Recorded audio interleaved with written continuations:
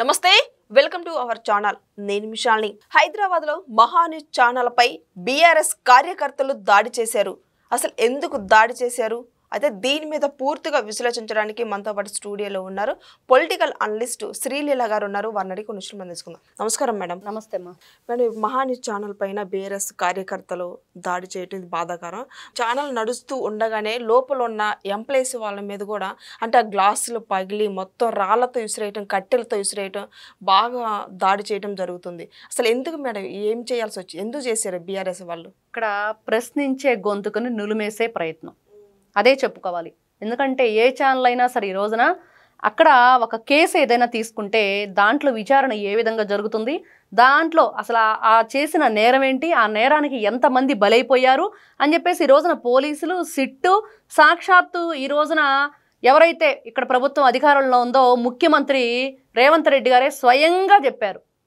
Phone ట్యాపింగ్లు జరిగినాయి ఎంతమందిని జరిగినాయి వేల కొద్ది వేలల్లో వందల్లో గడగదు వేలల్లో జరిగినాయి ఎన్ని విధాలుగా ఆడపిల్లల్ని వీళ్ళు హెరాస్ చేశారు ఎన్ని విధాలుగా ఎంతమంది కాపరాలు కూర్చారు ఎన్ని విధాలుగా వీళ్ళు బీఆర్ఎస్గా మారిన తర్వాత 5 సంవత్సరాలు మాత్రమే టీఆర్ఎస్ పార్టీ ఆ మిగతా 5 సంవత్సరాలు ఏం చేశారు బీఎస్ఆర్ అని చెప్పి పేరు మార్చి ఇలాంటి అరాచకాలతోటి పరిపాలన కొనసాగించారు ఇలాంటి అరాచకాలతో అధికారంలోకి వచ్చారు ఇలాంటి అరాచకాలతో వాళ్ళు ప్రజల గొంతు నొక్కేశారు ఈ రోజున ప్రశ్నించే గొంతుగా మీడియా ఛానల్స్ ఏవైతే ఉన్నాయో నిజంగా ఇంత దాష్టికం ఇంత దౌర్జన్యం ఇంత దుర్మార్గమైన చర్య మనం చూస్తూ ఉంటే నిజంగా అంటే ప్రశ్నించకూడదా నిలదీయకూడదా నిజాన్ని నిగ్గు తేల్చకూడదా ఈ రోజున ఏం చేస్తున్నాయి న్యూస్ ఛానల్స్ అంటే ప్రతి ఒక్కరు ఏంటి మంచి చెడు ఎవరు సమాజానికి ఉపయోగపడే విధంగా ఉంటున్నారు ఎవరు సమాజానికి కీడు చేసే విధంగా ఉంటున్నారని చెప్పేసి ప్రతి ఒక్కరు కూడా వాళ్ళ వాయిస్ వినిపించి మరి నిజాలు బట్టబయలు చేసే ప్రయత్నం చేస్తూ ఉన్నాయి మరి అలాంటి క్రమంలోనే బీఆర్ఎస్ పార్టీ అంటే టీఆర్ఎస్లోంచి బీఆర్ఎస్కి మారిన కేసీఆర్ కేటీఆర్ కవిత ఈ రోజున సొంత ఆడపిల్లల లిక్కర్ కేసులో వీళ్ళు ఏ విధంగా జైలుకు పంపించారు తీహార్ జైలు వెళ్ళొచ్చింది మరి కవిత ఏ కేసులో ఎందుకు వెళ్ళొచ్చిందంటే లిక్కర్ కుంభకోణం మరి ఇన్ని విధాలుగా వీళ్ళు చేస్తూ ఈ రోజున ప్రభాకర్ రావు అనే వ్యక్తి రాధాకృష్ణ అనే వ్యక్తి ఇంకా అతనితో పాటు బోలెడంత మంది కలిసి ఎంతమంది ఫోన్లు ట్యాపింగ్ చేశారు ఏ విధంగా దౌర్జన్యం చేశారు చంద్రబాబు నాయుడు గారు లోకేష్ గారు మరి అచ్చెన్నాయుడు గారు చంద్రబాబు నాయుడు గారికి ఫైనాన్షియల్ సపోర్టర్స్ ఇక్కడ తెలంగాణలో ముఖ్యంగా సీనియర్ మోస్ట్ లీడర్స్ టీడీపీకి వాళ్ళందరినీ అర్ధరాత్రి వాళ్ళకి ఇష్టం లేకపోయినా మీరు కారులో ఎక్కించుకెళ్ళి మీ పార్టీలో మార్చుకుంది తెలియదా అందరికీ ఈ రోజున ఒక్కొక్కటిగా ఎంతమంది క్వశ్చన్ చేస్తున్నారు కేటీఆర్ని ఈ రోజున రెచ్చగొట్టే ప్రయత్నం చేసి మీరు అంతా ఏ విధంగా దాష్టికానికి పాల్పడి మళ్ళీ ట్వీట్ వేశాడు ఏం చేస్తున్నాడు ఇలాంటి మీకు అంటే అదేదో గిచ్చి ఏడిపించి గిల్లి జోల పాడారంట గిల్లి జోల పాడినట్టుంది ఈ రోజున ఈయన ట్వీటు కేటీఆర్ ట్వీటు మరి ఇతను చేసే ఈ దాష్టికం దౌర్జన్యం అతనికి తెలిసే జరిగింది అతనే చేయించాడు అనేది ఈ రోజున ప్రతి ఒక్కరి నుంచి వస్తున్న వాదన అతనేమో ట్వీట్ చేసి మీరు శాంతంగా ఉండండి అని చెప్పేసి గిల్లి జోల పాడినట్లుగా చేస్తున్నాడు కేటీఆర్ మరి అదేవిధంగా రేవంత్ రెడ్డి గారు చేసిన ఒక కుట్ర అని మాట్లాడుతున్నాడు ఇక్కడ కుట్ర కాదు కుతంత్రం కాదు మీరు చేసిన ఏదైతే కొన్ని అసాంఘిక కార్యకలాపాలు ఉన్నాయో వాటన్నింటినీ బయటకు తీస్తున్నారు ఈ రోజున సిట్ విచారణ జరుగుతుంది ఎవరేంటనేది నిగ్గు తేల్చిద్ది మరి ఎందుకు నీ సొంత చెల్లెలు నీ పార్టీ జెండా వేసుకోకుండా నీ నాన్న ఫోటో పెట్టుకోకుండా మీ ఫోటో పెట్టుకోకుండా మీ పార్టీ గుర్తు పెట్టుకోకుండా ఆవిడ కొత్త రకం జెండా ఒక కండువా మెళ్ళో వేసుకొని దాని మీద ఆమె ఫోటో మాత్రమే పెట్టుకుంది అంటే పార్టీ ఇంకా లేదు మరి పార్టీకి ఇట్లాంటివన్నీ కూడా వచ్చి పెనుముప్పెల్లా పడ్డాయి చేసిన తప్పులన్నీ కూడా బట్టబయలైపోయినాయి అనేనా మరి ఇంకా మళ్ళీ ఇక్కడ ప్రాంతీయ విభేదాలని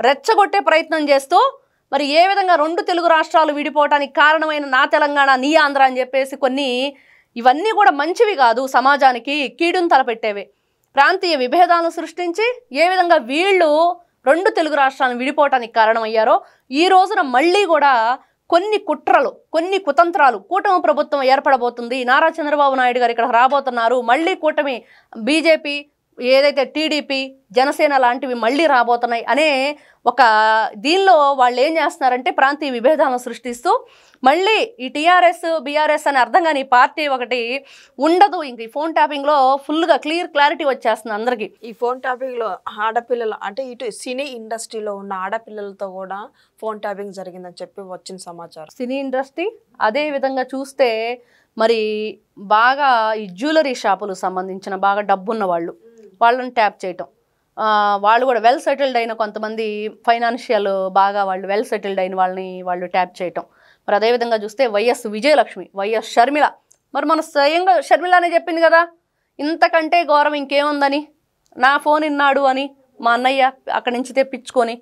మరి వీళ్ళు ఈ రోజున ప్రతి ఒక్కరు వాళ్లే బయటకు వచ్చి మా ఫోన్లు విన్నారు అని చెప్పేసి చెప్తున్నా ఏమాత్రం ఈ రోజున వాళ్ళకి కొంచెం అయినా కూడా మేము తప్పు చేశామనే పశ్చాత్తాపం ప్రాయచిత్తం లేకుండా తిరిగి ఎదురుదాడి చేయటాన్ని ఈ విధంగా ఇంత ధ్వంసమా, ఇంత దాష్టికమా, ఇంత దౌర్జన్యమా ఏం చేస్తున్నారు మీరు? మీకు అర్థమవుతుందా? రౌడీ మూకల్లాగా ప్రవర్తించారు, దౌర్జన్యం చేశారు, రాళ్లతోటి ఇంత బీభత్సాన్ని సృష్టించారు. అక్కడ ఇంత రాక్షస క్రీడ. ఎవరి కళ్ళల్లో ఆనందం చూడటానికి వీళ్ళంతా ఈ పనులు చేశారంటే కేటీఆర్ కళ్ళల్లో ఆనందం చూడటానికి చేశారని వినిపిస్తున్న వాదన. కానీ ఈ రోజున ఏం తెలియనట్టు ట్వీట్ చేశాడు. ఏ విధంగా దాన్ని చూడాలి? ప్రశాంతంగా ఉండండి శ్రేణులు కార్యకర్తలు. మరి ఇప్పుడు వాళ్ళని ప్రశాంతంగా ఉండమని చెప్పావు, మరి క్షమించమని కోరుకోవాలి కదా. మా కార్యకర్తల వల్ల జరిగింది, మరి నేను వాళ్ళ తరపున క్షమించమని కోరుకుంటున్నాను. దాంట్లో కేటీఆర్ గారు అడగలేదు కదా. మరి ఆయనకు ఆ బాధ్యత ఉంది కదా. ఈ రోజున నీ కార్యకర్తల్ని మరి ఇలా చేయటం తప్పు అని ట్వీట్ చేసి ఇలా రావటానికి కారణం కూడా రేవంత్ రెడ్డి అని చెప్పేసి నువ్వు ట్వీట్ చేసిన నీకు మరి ఆ మాత్రం మరి చెయ్యాలి కదా, మినిమం తెలియాలి కదా మనకి ఏంటి. మరి నా కార్యకర్తలు దాడి చేశారని మీరు ఒప్పుకున్నప్పుడు మరి నాకు కూడా దాంట్లో భాగం ఉంది. మరి నేను క్షమాపణ చెప్పమని నేను నా వాళ్ళ తరపున నేను కోరుకుంటున్నానని కనీసం ఆ మాట కూడా ఆయన మాట్లాడలేదు. ఆ ట్వీట్లోనైనా ఎక్కడైనా దాన్ని పదం వాడలేదు. నిజంగా చాలా బాధాకరమైన విషయం. నిజంగా ఈ రోజున ప్రతి ఒక్క న్యూస్ ఛానల్స్ అన్నీ కూడా వంశీ గారికి సపోర్ట్గా ఉంటారు. ఇక నుంచి వంశీ గారు కూడా అదే చెప్తున్నారు, ఖచ్చితంగా న్యాయం వైపు నిలబడి అన్యాయం మీద పోరాటం చేసి తీరుతాం, ఇంకా నా గొంతుక ఇంకా 10 హెచ్చుగా వినిపించే ప్రయత్నమే కానీ తగ్గేదే లేదని చెప్తున్నాడు. ఎవరైనా సరే న్యాయం వైపు మాట్లాడితే ఎలా ఉండేది అనిద్ది ఈ రోజున ఇలా దాష్టికం చేస్తారా? మరి న్యాయం వైపు మాట్లాడే మనిషి ఇట్లాంటి దాష్టికాలకి భయపడడు అని చెప్పి ఆయన వాయిస్ వినిపిస్తుంది. ఖచ్చితంగా న్యాయం గెలిచిద్ది అనేది మనకి ఇక్కడ అర్థమవుతుంది. కాకపోతే ఇక్కడ ఎవరు కుట్రకి ఈ విధంగా చేశారు, మరి ఆ కుట్ర చేసిన వాళ్ళు మా వాళ్లే అని చెప్పి ఒప్పుకుంటున్నట్లుగా ఈరోజు కేటీఆర్ గారిది ట్వీట్ అర్థమవుతుంది. మరి దాంట్లో ఒక్క మాట మా కార్యకర్తల తరపున నా మాట అంటే వాళ్ళకి ఆవేశంతో చేశారు. గతంలో మనం చూసాం టీడీపీ ఆఫీస్ మీద దాడి చేస్తే ఏమన్నారు, మా వాళ్ళకి బీపీలు వచ్చినాయి అని చెప్పి జగన్మోహన్ రెడ్డి మాట్లాడాడు. మరి ఈ రోజున అలానే చూడాలా, దీన్ని అలానే అర్థం చేసుకోవాలా? అలానే మీరు వెనకుండి రెచ్చగొట్టి ఈ విధంగా దాష్టికం చేయించారని చెప్పేసి ఎవరికైనా అర్థమైద్ది ఆ విషయం. ఈ రోజున మీరు చెప్పకపోయినా మా ప్రమేయం లేదని మేము వాళ్ళని శాంతించమని చెప్పి పైకి ఏదో సెంటిమెంట్తో ఒకటి ఆయింట్మెంట్ పూసిన మాట్లాడుతుంటే కుదరదు కదా. క్లియర్గా అర్థమవుతుంది ఎవరు చెప్పారు, ఎవరు చేయించారు, ఎందుకు వీళ్ళు నడక నడిచారు అనేది. కానీ ఏదైనా సరే నష్టం జరిగింది ఎక్కడ, ఆ నష్టాన్ని సరిదిద్దాల్సింది ఎవరు? ఆయన ఏమడుగుతున్నాడు, నాకు ఇదేం అవసరం లేదు, క్షమించమని నాకు సారీ చెప్పాలి అని. నిజంగా ఈ రోజున పోలీసులు విచారణ జరుగుతుంది, దాని మీద సిట్ వేశారు.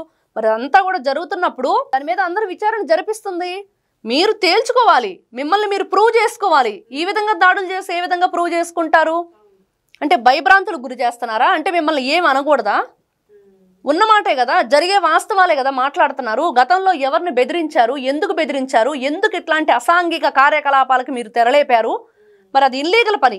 ఏదైతే ఫోన్ ట్యాపింగ్ అనేది మీరు పైనుంచి అధికారులు కేంద్ర ప్రభుత్వం నుంచి మీరు ఏదైనా సరే ఒక వ్యక్తి పర్మిషన్ తీసుకుంటే ఇదిగో ఈ 30 డేసా 20 డేస్ మాత్రమే మీరు 15 డేస్ వినాలని ఒక దానికి రూల్స్ ఉన్నాయి.